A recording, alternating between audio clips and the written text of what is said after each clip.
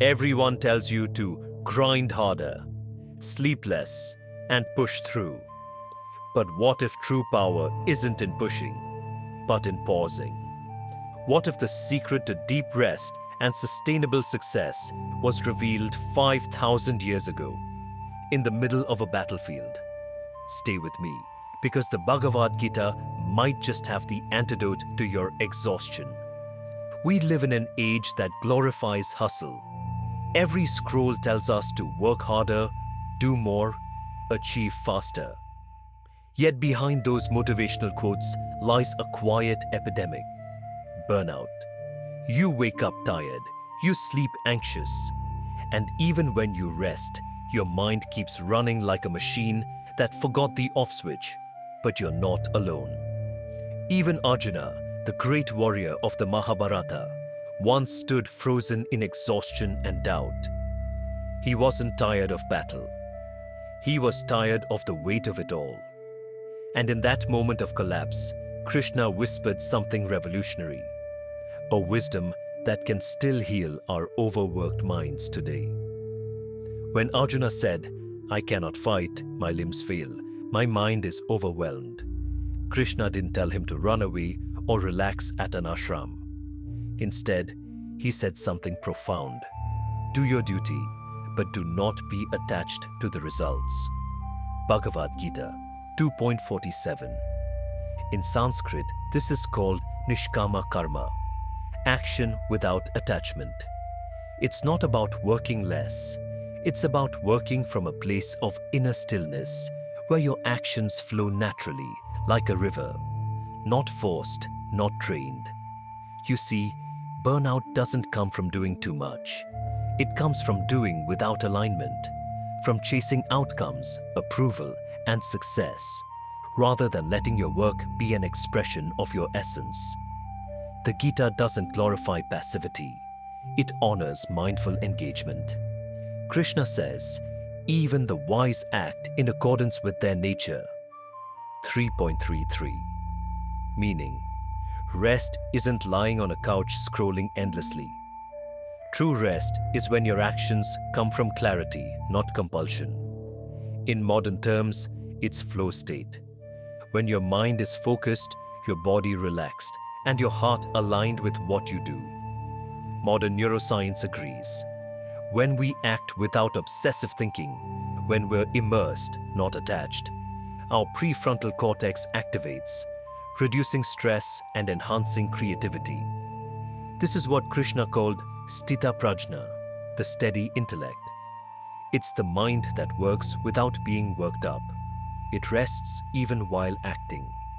Krishna tells Arjuna, he who sees inaction in action and action in inaction is truly wise. 4.18. Think about that. The one who can be still while acting. That's the true master of rest.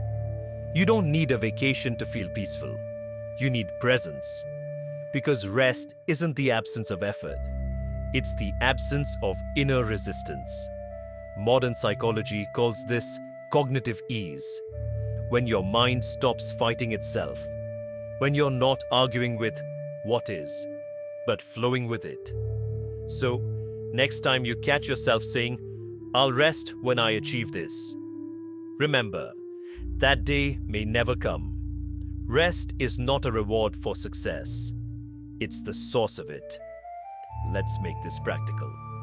Krishna's teaching of detached action mirrors what today's neuroscientists call the mindfulness response, a state where the prefrontal cortex, logic, and awareness overrides the amygdala, stress, and fear.